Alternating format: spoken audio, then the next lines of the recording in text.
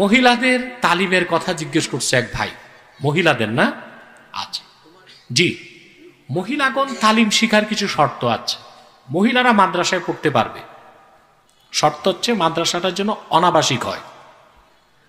কথা বুঝতে পারছেন? আবাসিক মাদ্রাসায় যদি মেয়েরা পড়তে যায়, যদি দেখা যায় 100 কিলোমিটার দূরে গেল, হানাফি মাযহাব অনুযায়ী মহিলাদের মুসাফিরাত, তাদের মাসিরাতু সালাসাতি আইয়ামিন ওয়া লায়ালিহা, 3 দিন 3 রাতের পথ অতিক্রম করে যদি কোনো মহিলা প্রায় 75 কিলোমিটার দূরে যেতে চায়, একা যাওয়া জায়েজ না, মুহরাম নিতে হবে। কথা বুঝতে পারছেন?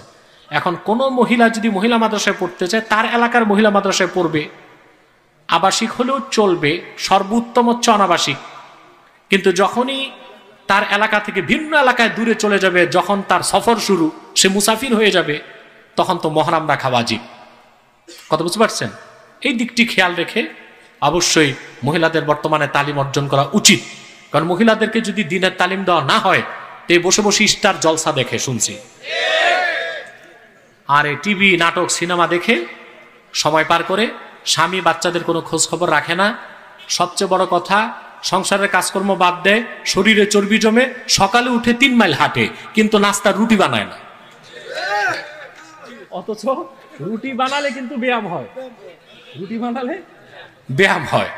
আল্লাহ তাআলা রক্ষা করুন এসব থেকে আমাদের।